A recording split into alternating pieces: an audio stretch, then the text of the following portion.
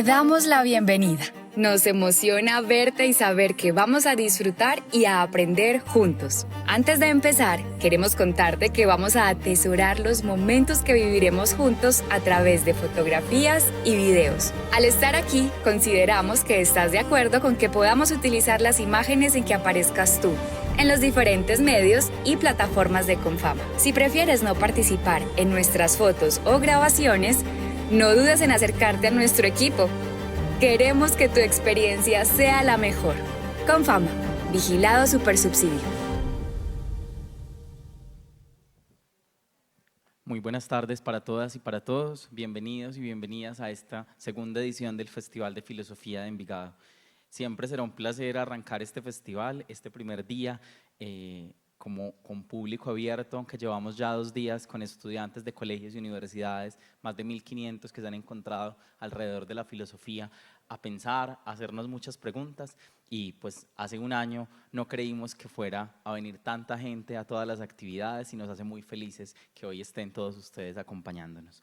Este festival tiene como tema el ocio y el placer. Escogimos seguir después del amor hablando del ocio y del placer porque Confama, cuando creó el festival, lo usamos o dijimos, queremos que nos sigamos haciendo preguntas y que nos hagamos preguntas importantes o preguntas que a veces no nos hacemos, y nos hemos dado cuenta que a los colombianos y más aún a los antioqueños nos hace falta preguntarnos por el ocio y el placer. Entonces, qué mejor que un festival para que nos hagamos más preguntas y para que sigamos buscando cómo el ocio y el placer hacen parte de nuestra vida. Este festival hace parte de una alianza con la Alcaldía de Envigado, con la que nosotros tenemos y administramos este centro cultural y biblioteca, como la Biblioteca y Parque Cultural de Borarango, también en el municipio de Envigado. A la Alcaldía de Envigado, muchísimas gracias por ser nuestro aliado permanente para esto. Y en el festival también nos acompaña el Parque Cultural y Ambiental otra parte, la Corporación otra parte, la revista Filosofía & Co., la librería otra parte, la Universidad de AFIT, la Universidad Pontificia Bolivariana, la Universidad Luis Amigó, la Universidad de Antioquia, el Metro de Medellín. En este instante, para dejarlos que arranquemos ya esta franja, vamos a conversar o vamos a tener la franja de podcast en vivo, y el podcast en vivo invitado por segundo año consecutivo es El Topo. Estamos muy felices que Miguel nos haya aceptado nuevamente la invitación para venir a conversar en este Festival de Filosofía, y Miguel estará conversando con Pablo Gómez. El Topo, el placer y el ocio tiene cuerpo, lo que la ciencia sabe del goce. Miguel estudió Derecho en la Universidad de los Andes. En el 2009 creó el podcast El Topo, un programa de entrevistas que hace parte de la no ficción, una productora de podcast de la cual es socio y productor ejecutivo. Y Pablo Gómez es médico y cirujano, especialista en psiquiatría. Es máster en PNL y en hipnosis clínica, experto en hipnosis rápida de la Sociedad Internacional de Hipnosis Clínica de España. Dicta conferencias, charlas, seminarios y talleres, tanto en grupos privados como en espacios públicos hacia la comunidad. Esperamos que disfruten y que sea un placer este podcast en vivo. Gracias.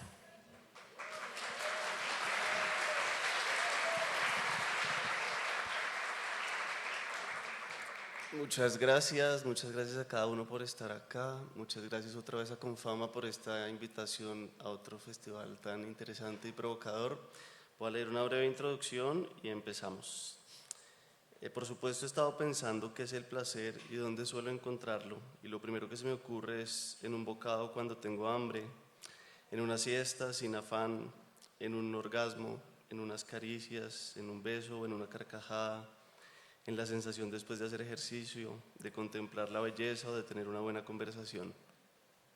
Todos ellos son actos sencillos y efímeros que pueden entrar por cualquiera de nuestros sentidos y casi todos pueden ser gratis.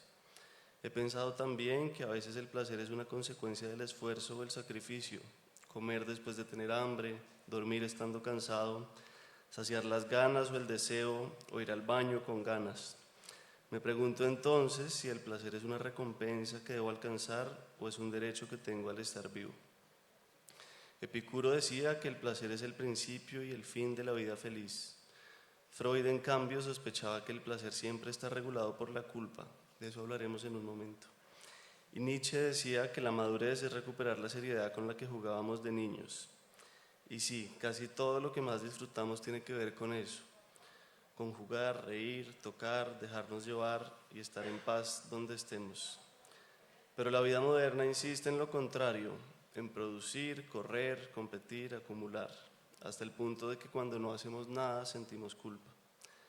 La neurociencia, por su lado, nos habla de un cóctel químico cuando pensamos en placer: dopamina, serotonina, endorfinas, oxitocina. Hoy la pregunta que nos convoca tiene que ver con eso. ¿Qué ocurre realmente en el cuerpo cuando gozamos? Porque a veces sentimos que no podemos vivir sin placer y otras veces nos sentimos culpables por sentirlo o por buscarlo. ¿Es el ocio un lujo de privilegiados o una necesidad tan básica como dormir o comer? Hoy vamos a conversar sobre algo que, aunque todos sentimos, rara vez nos detenemos a explorar con calma: el placer y el ocio. Dos palabras que para algunos suenan a lujo o a pérdida de tiempo, pero que la ciencia y la experiencia humana nos muestran como necesidades profundas y a veces olvidadas. El título de nuestra charla es «El placer y el ocio tienen cuerpo, lo que la ciencia sabe del goce». Y para guiarnos por ese territorio tenemos a un invitado que no solo conoce el cerebro como psiquiatra, sino que también ha buscado integrar la neurociencia con la espiritualidad, la meditación, la programación neurolingüística y otras herramientas que ayudan a cultivar el bienestar. Pablo Gómez es médico, psiquiatra, maestro en PNL, hipnosis clínica y autor del libro Entrena tu cerebro para ser feliz. Ha trabajado con cientos de personas para ayudarlas a reprogramar creencias, manejar emociones difíciles y reconectarse con su cuerpo. Esta conversación es una invitación a repensar lo que creemos saber sobre el goce, el descanso y el tiempo libre, a cuestionar cómo vivimos en un mundo que glorifica la productividad y a descubrir formas de entrenar nuestra mente y nuestro cuerpo para disfrutar más y quizá entonces para vivir mejor. Muchas gracias otra vez, Pablo, por estar acá. Y quería empezar para que todos nos vayamos entendiendo por lo más básico y amplio, y es cómo definir el placer y el ocio y qué sucede en el cuerpo desde el punto de vista científico, y vamos ahondando ahí. Gracias, Miguel, gracias a todos por estar acá. Yo creo que en esa introducción que hiciste te faltó un pedacito o de pronto un placer muy cotidiano que lo acabé de experimentar, y fue hacer pipí con ganas. O sea, qué más placer que ir al baño con ganas, sí. Termina como, uy. El placer y el ocio, bueno, mira, el placer se define como una experiencia subjetiva que se experimenta a través de los sentidos y las emociones y que generalmente pues, produce bienestar y que aparece posterior a la satisfacción de un deseo, de un anhelo o de una necesidad. ¿Listo? Pero como nos pidieron que habláramos de neurobiología, pues los voy a agarrar un poquitico. Hay una red que es la red del placer, está dentro del cerebro y está mediada por un neurotransmisor que todos hemos escuchado, que es la dopamina. ¿Listo? Yo en el último año de psiquiatría tuve que estudiar este tema y les digo, no fue nada placentero, porque es una neuroanatomía muy detallada, muy de estructuras, muy de nombres raros. En esa época no había inteligencia artificial, todo era, y si no sabíamos muy bien inglés nos tocaba traducir con un diccionario, fue bastante doloroso, pero después hubo una satisfacción porque la presentación estuvo muy bien delante del grupo de profesores y pues eso genera placer, esa es otra forma de sentir placer, esa satisfacción por el trabajo, por haberle metido el hombro a esto y después la recompensa que viene por ese reconocimiento, que es otra forma de placer, aunque transitorio. Entonces ahí hay una cosa importante, ese reconocimiento que me dieron los profesores, que se vio pues reflejado en una nota, es un placer transitorio, un chut de dopamina, rico, y eso me dice, debería seguir haciendo esto. Sin embargo, hubo otro placer, fue el placer de clavarme a estudiar. Me acuerdo que eso lo hice con mi esposa, que sí es bilingüe, y me ayudó a hacer la traducción y a hacer las diapositivas, y todo ese proceso que fue bastante engorroso, finalmente hace fruto, y ese es el placer. Entonces, en el cerebro están muchas vías neurológicas. Yo quiero que se imaginen el cerebro como una ciudad muy, muy avanzada, donde uno ve estas autopistas. El cerebro está lleno de autopistas que son redes neuronales, y hay una autopista que es la red de el placer, que como les digo está mediada por un neurotransmisor que se llama dopamina, y posiblemente todos hemos escuchado o entendemos la dopamina como el neurotransmisor del placer, pero ahí hay una trampita realmente. La dopamina no es propiamente la sustancia que nos da placer, y eso es clave. La dopamina es la sustancia o es la hormona que nos motiva a buscar el placer. Entonces, un ejemplo puede ser, usted pasa por una panadería en la mañana, no ha desayunado, y empieza a sentir ese olor a pan recién hecho, ¿sí? Esa sensación que es agradable no está mediada por la dopamina. Ahí aparece la dopamina y nos dice, ¿qué tal si vamos por un croissant recién hecho? Entonces, esa motivación es la que hace que yo vaya y busque los recursos para alcanzar esa meta, para satisfacerme y para alcanzar ese placer. Ahí la dopamina es como el motor que me lleva a. Una vez, y eso también es clave, una vez yo estoy disfrutando ese croissant en la boca, si bien aparece la dopamina, aparecen otras sustancias que realmente sí potencian ese placer. Aparece, por ejemplo, la oxitocina, la serotonina, las endorfinas, que no se mencionan cuando se habla de placer, pero que están ahí. ¿Qué hace la dopamina después de que ya tengo el objeto de deseo? Se encarga como de envolver esa experiencia y guardarla por acá en el cerebro, en unas zonas donde está la memoria, para que exista ese recuerdo emocional, ¿sí? Que me va a decir, cada vez que pase por una panadería, acordate lo rico que fue comerse ese croissant recién hecho. Esa es la memoria emocional asociada a la dopamina. Entonces ese realmente es el papel de la dopamina. Nosotros pensamos que la dopamina solamente está vinculada a este circuito de placer, pero la dopamina tiene otras funciones importantes. La dopamina se produce en unos núcleos por acá en el cerebro, en la base del tallo. Hay dos núcleos específicos que producen dopamina y de ahí van saliendo esas carreteras, esas autopistas que nosotros llamamos vías neuronales, que simplemente son la unión de una neurona con otra, con otra, con otra, y se van yendo dependiendo de la función. Entonces hay una vía que arranca desde el nacimiento de la dopamina y da todo este viaje hacia adelante y llega a la corteza prefrontal, que es la vía que se encarga de la atención, del enfoque y de la planificación. O sea, no es solamente la del placer, esta vía está encargada de otra cosa. Y muy particular en los pacientes, pues habrán oído hablar de la enfermedad de la esquizofrenia. En los pacientes esquizofrénicos hay una alteración en esa vía, hay un exceso en la dopamina, no está bien regulada la dopamina en ese punto, y por eso los pacientes experimentan síntomas de fatiga, de cansancio. Los esquizofrénicos, anedonia, que es la pérdida del placer, la incapacidad como para producir un discurso bien elaborado, y también aparecen las alucinaciones y los delirios. Y por eso en estos pacientes utilizamos unos medicamentos que se llaman antipsicóticos, que tienen la función de bloquear la dopamina, la recaptación de la dopamina en esa área del cerebro. Hay otra vía de la dopamina que surge del mismo origen, pero que va al sistema límbico, que es el sistema emocional. Ese sí está asociado con el placer. Entonces, cuando yo voy a buscar ese placer, la dopamina se activa, va y se pega en el sistema límbico de otra estructura que tiene otro nombre muy raro que se llama el núcleo accumbens, y ahí aparece esa explosión de dopamina para ir a buscar y hacer el guardado de la memoria. Hay otra vía que va al sistema endocrinológico y hay otra vía que también les va a sonar muy familiar, que es la vía se llama así nigroestriada, que es la vía que arranca del mismo origen, pero que se va a unas estructuras del cerebro que se llaman los ganglios basales, que están relacionados con el movimiento fino. Y esa vía es la que se altera en los pacientes con Parkinson. Los pacientes con Parkinson tienen alteración en la dopamina en esa vía. O sea que la dopamina no es, primero que todo, la hormona del placer, es la hormona que nos incita a buscar el placer y no solamente está mediada para el placer, tiene otras funciones en el organismo. El ocio, a ver, cuando a uno le dicen ocio, coloquialmente uno piensa como en el tiempo libre o tiempo para perder o tiempo para no hacer nada.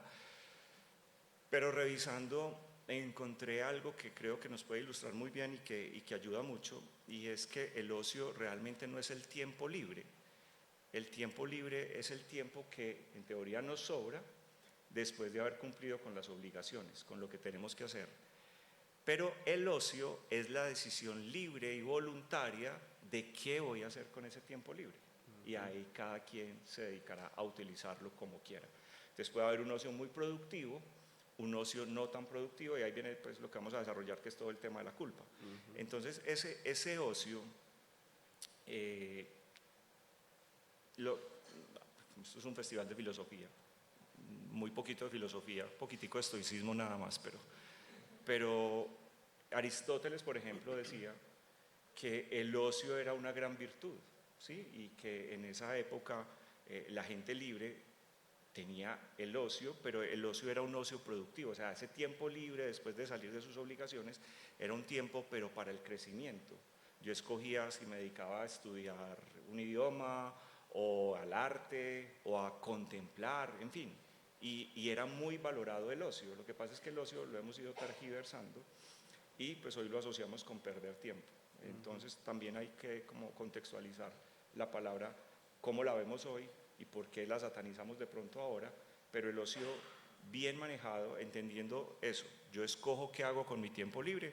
Por ejemplo, venía pensando, yo qué tiempo tengo de ocio, entonces a mí me gusta jugar tenis, cuando termino de jugar, de trabajar, pues si tengo ese tiempo libre y tengo la oportunidad de jugar tenis, pues voy y juego tenis, y ahí literalmente estoy ocupando el tiempo de ocio en una actividad que para mí es satisfactoria, me libera endorfinas.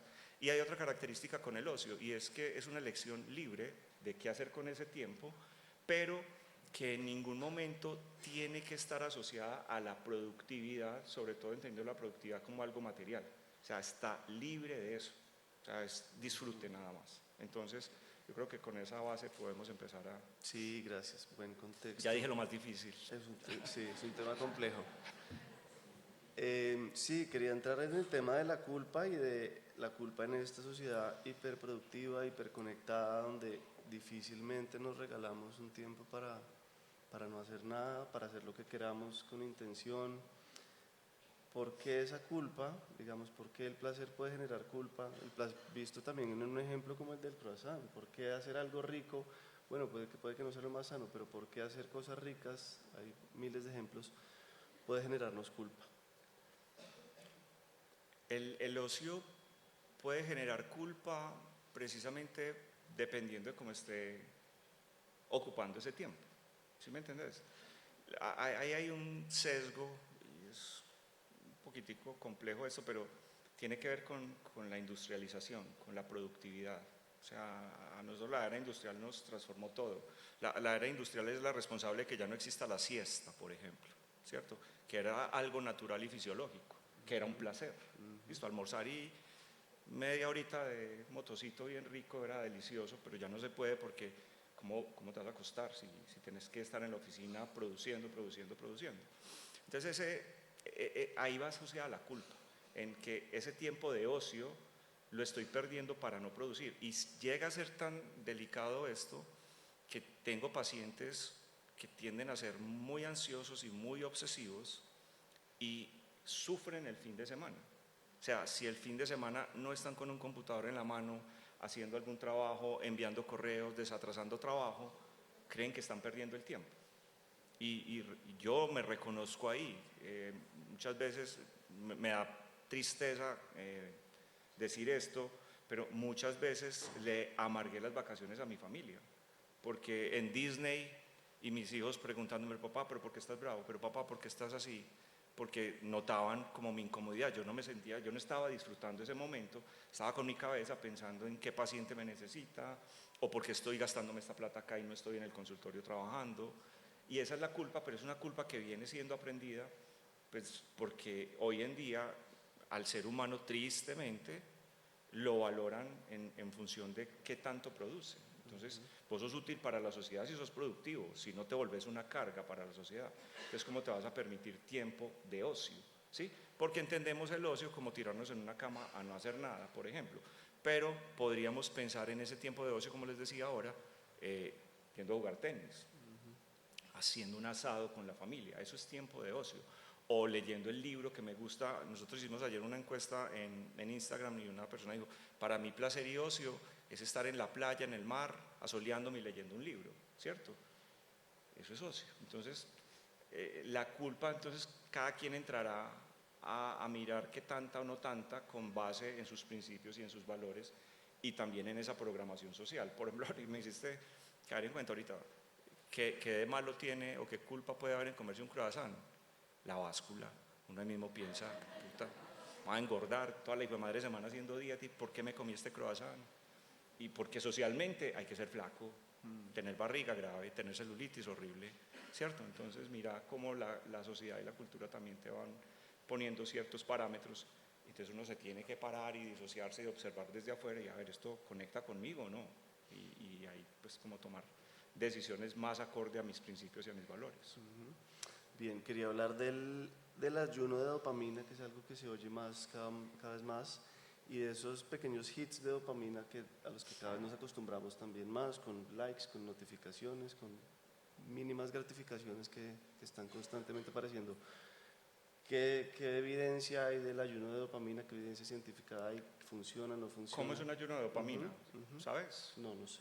¿Qué hay que hacer cuando uno hace ayuno? ¿Qué es lo que proponen cuando se hace ayuno de dopamina? Entiendo ¿Qué has escuchado? evitar estos estímulos, como por ejemplo, como los likes, las notificaciones, el celular, la pantalla. ¿Han oído hablar de los ayunos de dopamina, cierto? Bueno, entonces los ayunos de dopamina es una tendencia que hubo, todavía por ahí hay algunos rezagos que dicen que pues, si nosotros nos privamos de esa liberación de dopamina, acuérdense que la dopamina entonces cuando estoy en busca del placer, de la satisfacción, aparece el chut de dopamina. Las redes sociales están hechas, tienen unos algoritmos, unas velocidades, unos colores, unos sonidos que hacen que hacer este scrolling genere cierta satisfacción, cierto placer. Y si montaste una foto y te comentaron la foto 100 personas, chut de dopamina, chut para el ego, ¿cierto?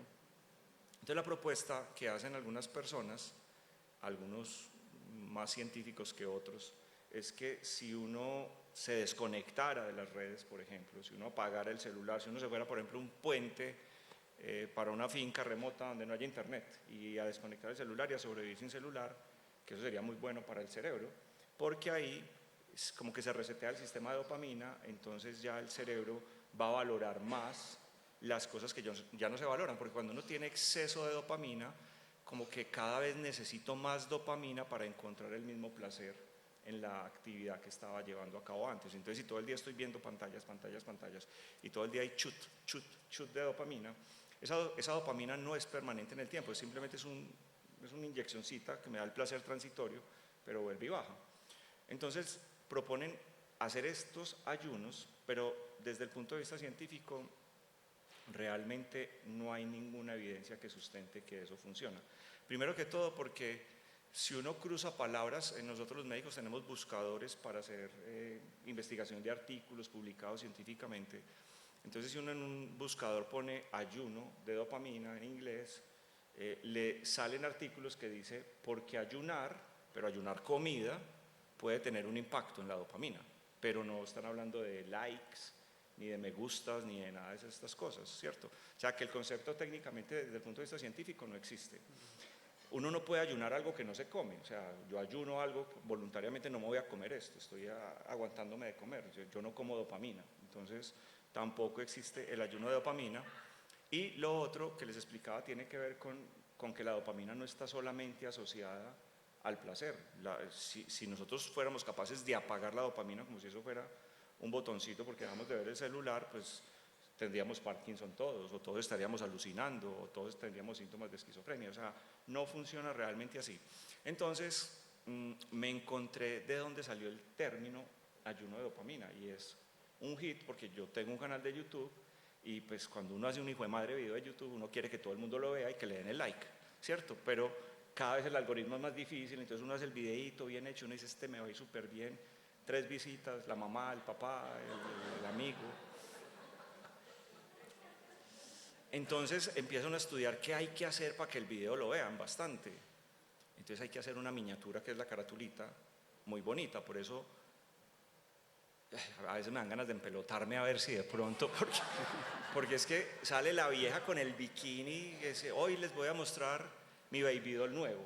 Marica, 2 millones de reproducciones en media hora Y uno haciendo un estudio para publicar un videito más o menos bueno, 2000 visitas pues en un mes. Entonces, el tema del ayuno de la dopamina es porque, aparte de que hay que hacer una miniatura bien bacana para que la gente se motive y se les dispare la dopamina a ver qué me va a decir este señor, hay que poner un título llamativo.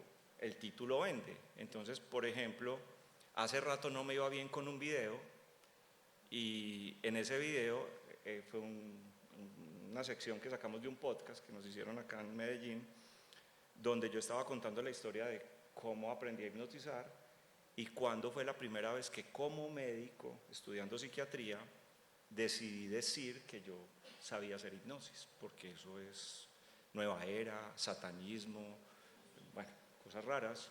Y lo dije en un hospital muy grande acá en la ciudad de Medellín, en el Pablo Tobón Uribe, se lo dije a mis profesores de psiquiatría. Entonces en el podcast, no sé por qué, cuando uno habla bobadas y se me ocurrió decir, y en ese momento salí del closet, dije así. Entonces cuando Natalia, que es la que me ayuda con todo esto, me dijo, ¿qué nombre le ponemos a este video? Y yo le dije, ¿cuándo salí del closet? Ah, no, ese video se disparó. Claro, como, ay, este es marica, y vamos a ver qué, ¿cómo así que es marica? Es que casado este huevón. Entonces, me encontré la historia del ayuno de dopamina. Y es que este tipo es un psicólogo, no me acuerdo el apellido, pero el nombre es Cameron, les quedo viendo el apellido. El man hizo un estudio de qué es lo que pasa con el ayuno de dopamina, pero entonces él lo hizo basado en la psicología cognitivo-conductual, donde a través de la neurociencia sabemos que los pensamientos y las emociones y la forma como uno enfoca la atención, pues cambia esas autopistas que les dijo, eso es la neuroplasticidad. Entonces, que él propuso, si yo pongo en el artículo que apaga tu celular y cambia tu vida, de pronto a la gente no le va a llamar mucho la atención, pero si pongo ayuno de dopamina, esto puede ser mucho más llamativo, y solamente puso un artículo, no sé en qué plataforma, de ayuno de dopamina, y eso se volvió viral. Y de ahí mucha gente, vuelvo y te digo, que a veces no son ni siquiera médicos o científicos, que no tienen ni idea qué es la dopamina, pero que tienen un canal de YouTube, empezaron a decir, hay que hacer ayuno de dopamina, vamos a hacer el reto de apagar el celular, vamos a hacer el reto de una semana sin no hay qué. Y pues los resultados que produce esa técnica, que no es por el ayuno y que no está ligada directamente a la dopamina, es por los cambios de hábitos. O sea, es entrenarme para ser capaz de aplazar la recompensa, y en la medida en que yo más me exponga a esa exposición, a ser capaz de, quiero croissant, pero no, miro para otro lado y me voy. Después, cuando tenga la recompensa, voy a volver a disfrutar más. Entonces, no está muy claro si realmente sí ayuda a que cuando uno hace este ayuno de verdad uno sí disfrute un poquitico más las cosas, pero no tiene nada que ver con puntualmente la dopamina. ¿Sí? No es que uno pueda ir a pagar la dopamina como la gente lo vende. ¿Sí? Simplemente es eso, que al aplazar estas conductas que tienden a ser repetitivas, pues también me entreno en esa capacidad de no dejarme llevar por el impulso, y cuando ya tenga el momento otra vez de volver a la actividad, pues la voy a disfrutar más porque ya es menos cotidiana. ¿Sí? Es básicamente eso lo que dice. Ahí se me acumularon varias preguntas, pero ¿cómo entonces podemos cultivar placeres constructivos, significativos, y cómo distinguir los placeres destructivos o inclusive las adicciones? ¿Cómo es esa diferencia? Bueno, con el tema de las adicciones es como un punto aparte, ¿listo? Porque muchas actividades, hablando de esta vía que se llama la vía mesolímbica, la que va al sistema límbico, la que produce placer, libera dopamina porque el placer es necesario en la vida y el ocio también. Si no hubiera placer, si no hubiera ocio, pues simplemente estaríamos en modo de supervivencia todo el tiempo, ¿sí? Entonces, estas vías lo que hacen es, cuando hay placer, lo que les explicaba ahorita, generar ese chute de dopamina, ir a buscar ese placer, guardar esa memoria, y el cerebro le va dando prioridad a eso que es placentero, que está satisfaciendo una necesidad.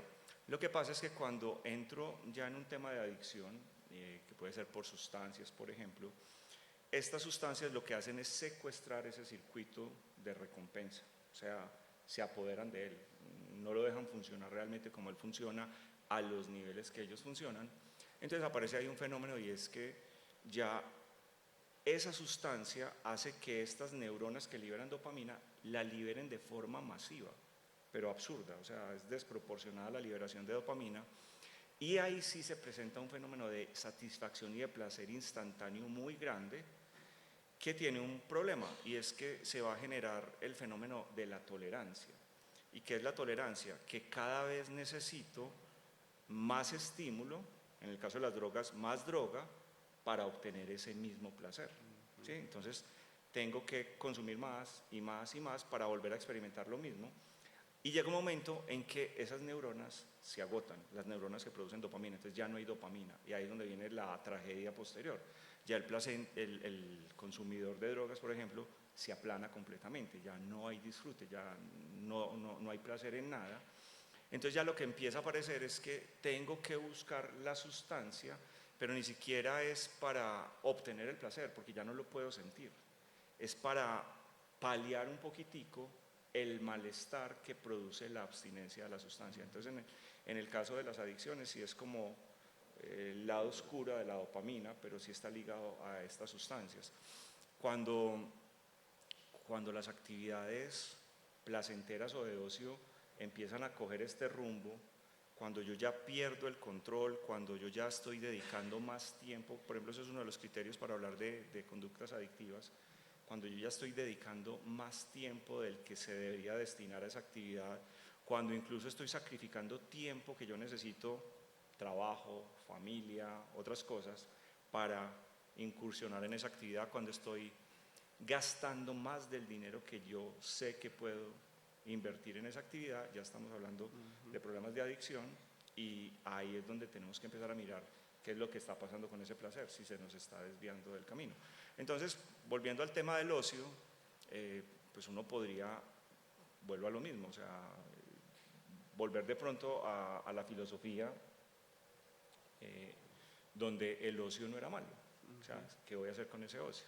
Entonces, empezar a cultivar, pero también es importante el punto medio, o sea, no quiere decir en ningún momento pues que yo no pueda tener el ocio de sentarme aquí en el café ahora a comerme unas empanadas, ¿sí? Pero no es solamente buscar, porque es que ese placer es un placer transitorio, es un placer del chut de dopamina, que también es válido, que también es bueno, y desde que no sea nocivo, pues uno tiene que buscar ese equilibrio, pero también pensar en este otro ocio, que es un ocio a más largo plazo, que es el ocio que Aristóteles proponía como el que nos va a llevar a la felicidad, tener el tiempo para contemplar, para reflexionar, para meditar, para hacer un paseo por un jardín y observar la naturaleza, para sentarse a leer poesía, para escuchar música, porque ese placer que es más construido simplemente no va a estar mediado únicamente por la dopamina, sino que va a liberar esas otras hormonas, y si además las que les mencionaba ahorita, la oxitocina, la serotonina, y si además esas experiencias las comparto, parece ese ágape, pues más liberación y más satisfacción, y finalmente ellos, los filósofos antiguos decían que pues ese era el propósito del ocio, que pudiéramos ser felices a través de esas experiencias, o sea, que todo no fuera productividad ni trabajo, que había tiempo. Ahora, el ocio es fisiológico, el ocio es necesario, porque en el tiempo de ocio también el cerebro reacomoda cosas, o sea, necesitamos descansar. Lo que pasa es que ocio, nosotros hoy, ¿qué vas a hacer el fin de semana? Dormir, ver Netflix y pedir pollo frito y pizza, ¿listo? ¿Y por qué vas a hacer eso? Porque necesito descansar para poder trabajar el lunes. ¿Ven? Entonces ahí es donde se empieza a distorsionar las cosas. Entonces podrías tener tiempo de ocio, por ejemplo, tiempo de ocio podría sentarse, por ejemplo, un tiempo de ocio para mí sería poder tener el tiempo libre para sentarme a estudiar italiano, que me encantaría hablar italiano, pero aparece la culpa. Anda a grabar un video de YouTube, tenés una presentación no sé dónde, hay que mandar el informe no sé qué, entonces empieza la voz, y es como las caricaturas, el diablito y el angelito. Entonces ahí es donde tiene que pararse uno y empezar a negociar cosas, pero también ser conscientes de que vivimos en un mundo donde la productividad está ahí encima mirando. Quería entrar un poquito en ese tema. Tú has hablado, no sé si esta cita es literal, pero que la mente tiene un poder increíble y lo que pensamos puede cambiar la realidad. Y creo que todos hemos oído frases por ese estilo. Me interesa que nos cuentes un poco cómo has unido la psiquiatría con la espiritualidad, cómo es este tema de, sí, de cambiar los pensamientos y vivir mejor. Y no sé si uno controla más la mente o no, o la doma, o la observa. Bueno, entonces, esta no la tenía así como tan en el radar, pero me sirve porque ahora sí me siento cómodo hablando de este tema. Este tema sí me lo conozco bien porque escribí un libro que se llama Entrena tu cerebro para ser feliz. Y en ese libro trato de mostrar como esa amalgama entre neurociencia y espiritualidad, que toda la vida fue una pelea, es que la ciencia es para una cosa y la espiritualidad para otra. Además porque confundimos el concepto de espiritualidad. La gente a veces cree que ser espiritual es practicar alguna religión, algún culto, algún dogma, y realmente no tiene por qué ser así. Entonces, con base en eso que me estás diciendo, el libro propone algo, y es que una mente entrenada, oigan, una mente entrenada es una mente feliz.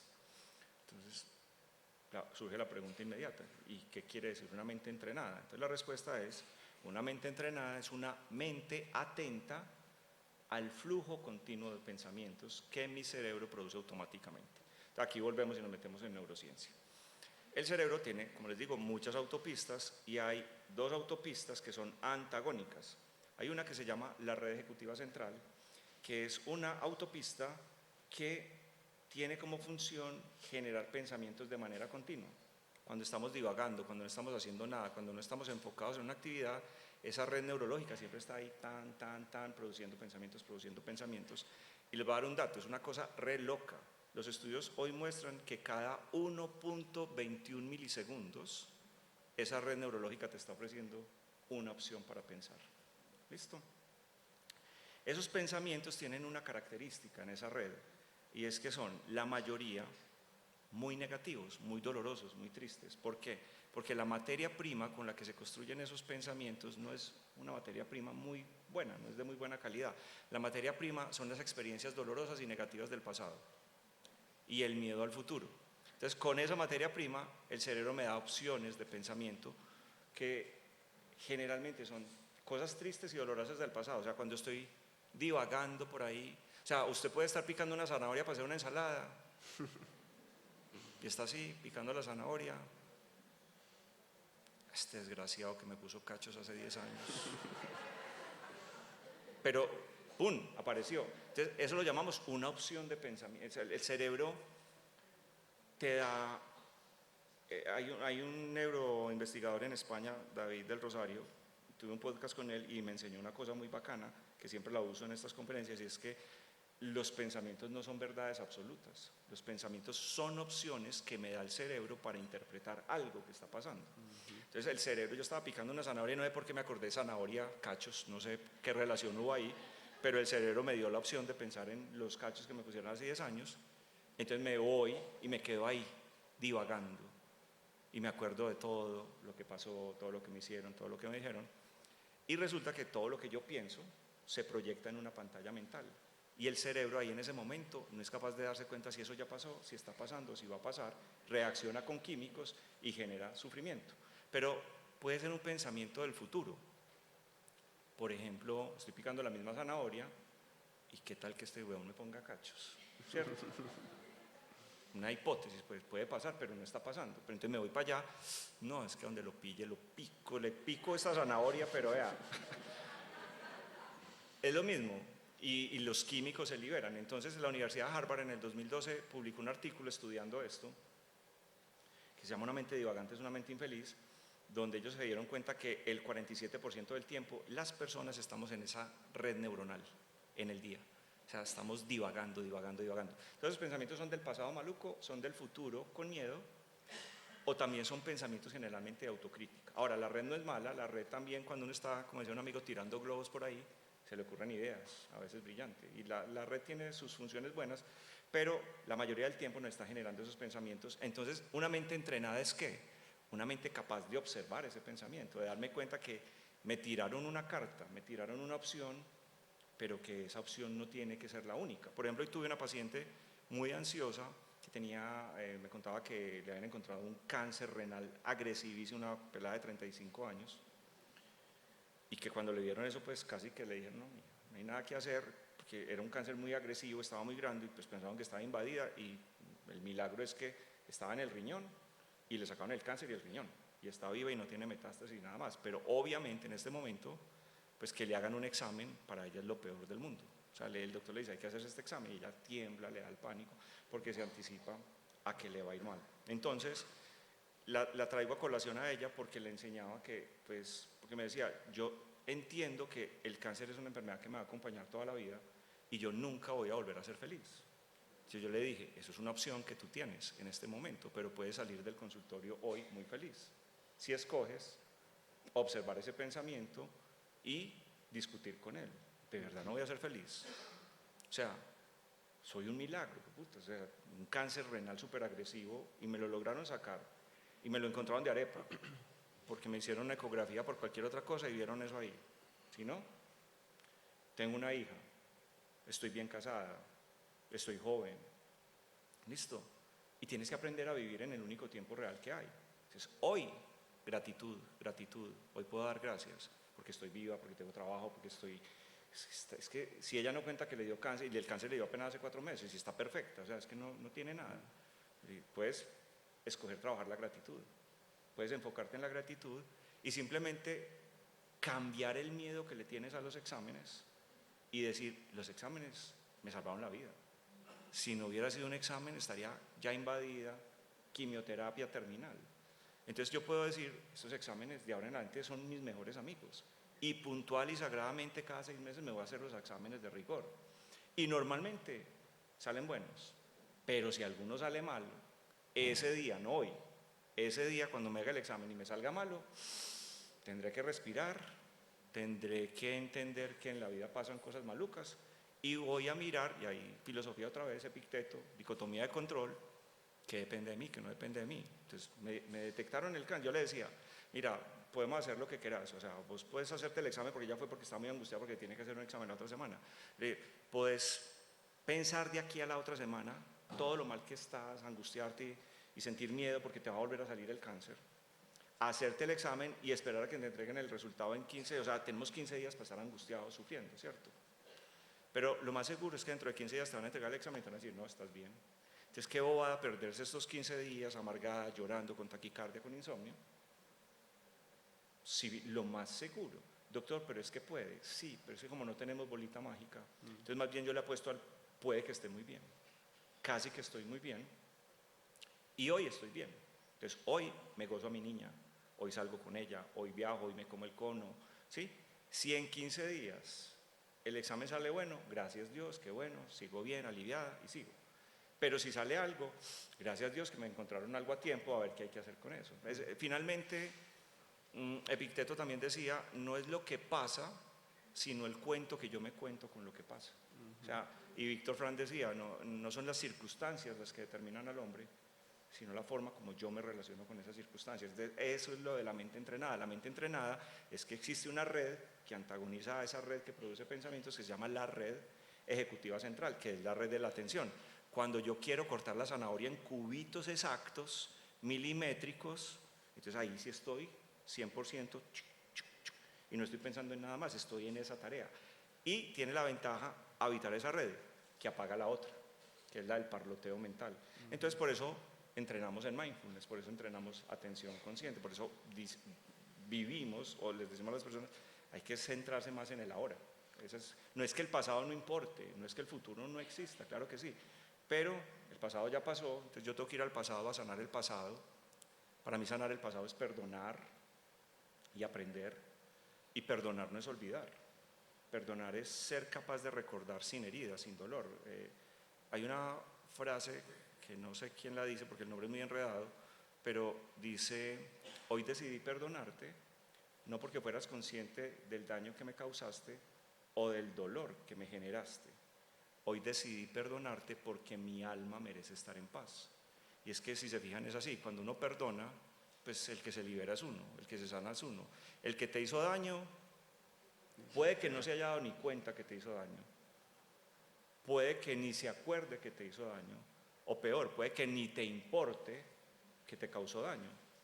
Y como les ponía el ejemplo ahorita, pues jocosamente, hace 10 años me pusieron cachos y yo sigo ahí, y yo soy el que me enveneno con ese recuerdo, rumiando ese recuerdo. Y eso pasa porque no tengo una mente entrenada. Yo puedo escoger, no, ya eso pasó, de eso aprendí, tengo una experiencia, ya lo perdoné, y hay formas de hacer la terapia del perdón y me libero de eso. Pero yo escojo ese pensamiento, yo voy voluntariamente a observar el pensamiento y a cuestionarlo, y eso es lo que propongo en el libro.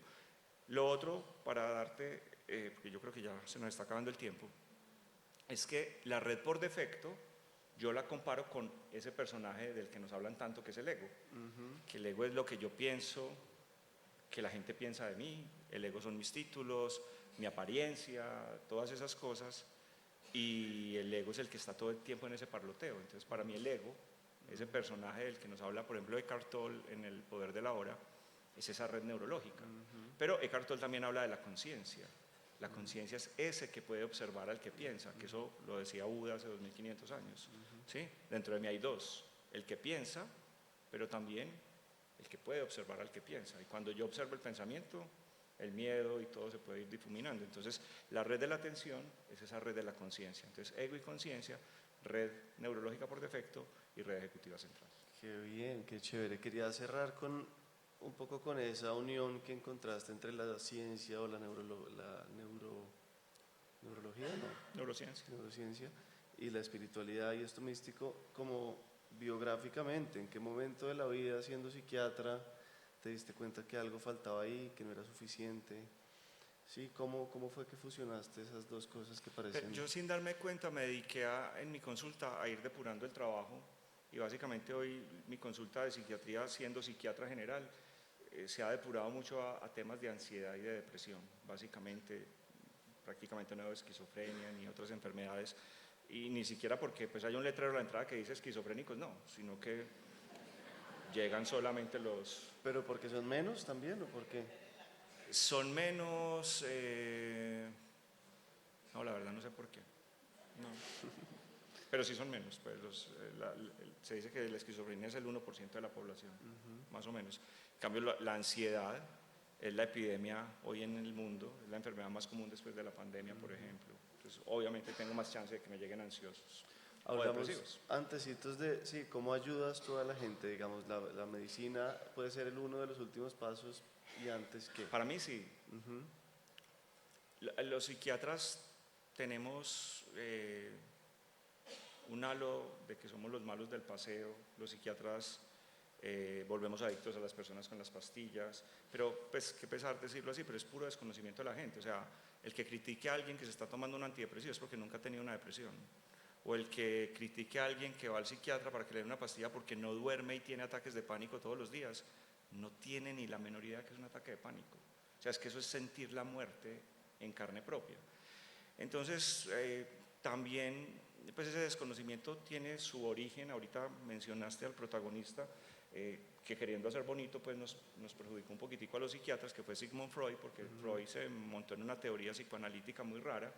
Entonces, mientras las otras ramas de la medicina avanzaban y avanzaban y avanzaban, nosotros nos quedamos en las teorías de Freud y pues decimos que estamos por ahí 100, 120 años atrasados con respecto a otras. La psiquiatría, un psiquiatra no tiene un examen para hacer un diagnóstico. O sea, usted va donde cualquier médico y le mandan un examen y le dice, es que aquí dice que usted tiene. El psiquiatra, cuénteme, señora, a ver qué tiene. Y empieza uno a esculcar, y si la señora habla mucho, señora, pero es que venga, que yo necesito hacerle un diagnóstico, a ver cómo le ayudo. Entonces, ese sesgo con los medicamentos, pues de alguna manera también fue bien ganado, porque eso no nos va a alcanzar, pero esto es muy bacano. El tema de los medicamentos en psiquiatría fue por casualidad. A los pacienticos que tenían epilepsia, retardo mental o depresión, esquizofrenia, todas esas cosas, nadie sabía qué era, eran raros, los metían en lo que hoy conocemos como manicomios, y los metían allá, y no había psiquiatras y no había medicinas. Allá como que la familia se desengüezaba de ellos y los dejaban allá, pero les daba gripa, o les daba fiebre, o les daba una alergia. Entonces ya había unas pastillitas para eso. Entonces los médicos allá empezaban a darles pastillas para la gripa, para la alergia, para no sé qué, y se daban cuenta que la pastilla para la alergia les daba sueño y los dormía, o que un antihistamínico les quitaba las alucinaciones, por ejemplo. Entonces los médicos, muy observadores, se dieron cuenta, ay, mira, esto de pronto no es como dice Freud. De pronto no fue que la mamá le dio teta derecha y no teta izquierda, fue el trauma. Y ojalá nadie se enoje con esto, qué pena, lo digo con respeto. Pues no sé, ya lo dije. El trauma, el trauma. El trauma, Sigamos. el cuento del trauma. Pero, por ejemplo, los electrochoques, eso suena, marica, electrochoques. Y eso puede ser salvador, eso puede evitar un suicidio, ¿cierto? Parece que electrochoque suena muy horrible.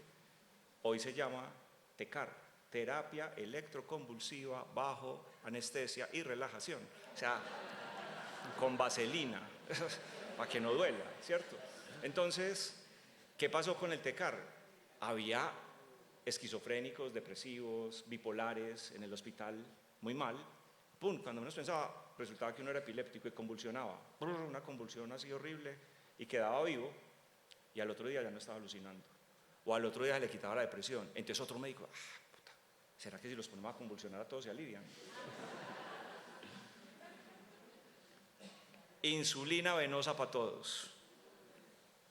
Les ponían insulina para ponerlos a convulsionar y ahí se murió mucha gente pues también. Pero algunos convulsionaron y se les quitaba las alucinaciones, pero alguien dijo, no, entonces con insulina no, ¿qué tal? Dámosles corriente, pongámosles tun, pero muy tosco pues, o sea, les ponían los electrochoques así, los acostaban amarrados y ¡prum! ¡Tac! La convulsión, convulsionaban, eran convulsiones no de epilepsia, sino inducidas por la electricidad. Y eso produce, pues ya sabemos qué es lo que pasa, pero en ese momento sabíamos que los ponían a convulsionar y la gente se aliviaba. Entonces, cuando convulsionan, las personas se contraen todos los músculos y esa contracción con esa descarga eléctrica era tan fuerte que los dientes salían volando.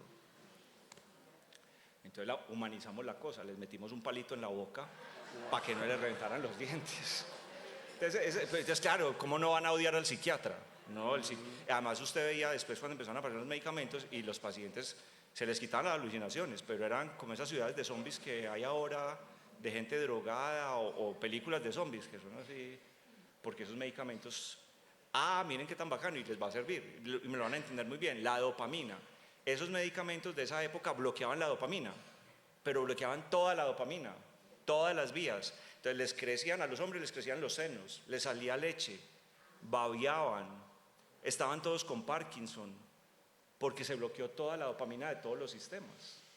Entonces, cuando empieza la psiquiatría a desatrasarse, la industria de la medicina en psiquiatría es la que más millones de dólares factura tal vez, porque todos los días está tratando de buscar el antidepresivo que me lo tome y me quite la depresión hoy. Eso no existe hoy, un antidepresivo se demora para hacer efecto 3 o 4 semanas. ¿Sí? Y un antipsicótico, una pastilla de estas, que no bloquee la dopamina en el movimiento, que no me haga crecer los senos si yo soy hombre y que menos me salga leche. Porque imagino uno de 17 años, primero no le va a funcionar el aparatico porque si aumenta la prolactina, inhibe la parte sexual, entonces impotente. ¿Listo? Además me crecen, y así las tetas, y me sale leche. Puta, déjeme alucinando mejor. No. Entonces la medicina lo que hace es eso hoy. Empieza a producir medicamentos que cada vez vayan más específicamente a solucionar lo que tienen que solucionar sin afectar tanto, pero todavía cargamos ese lastre, pues. Y una cosa última, ningún psiquiatra quiere que su paciente esté babeando ni dormido, pues, porque ¿y quién te ve a vos? Para no ir, ¿cierto? Entonces uno nunca quiere perjudicar al paciente. Entonces la pregunta, toda la vuelta que di para contestar, la medicina yo la utilizo cuando tengo un criterio muy claro, si el paciente está sufriendo, lo medico. Si el paciente está sufriendo, lo medico. Si con respiración, con meditación, con hipnosis, con MDR, yo puedo resolver muchas cosas, mientras el paciente me aguante, no lo medico. Pues si el paciente ya pues, me está diciendo que ya es que sale del consultorio y tiene ganas de otras cosas, de una, medicamentos de una. Se nos acabó el tiempo, tenía 2 preguntas muy breves. Una es, ¿qué hace un buen médico? Creo que ahí la he estado respondiendo, pero para ti, ¿qué hace un buen médico? Yo creo que, y lo puse ¿Qué en el hace libro, bueno a un médico, mejor formulado? sí, yo creo que ser humano, ser humano, o sea, conectar con el dolor, ser empático.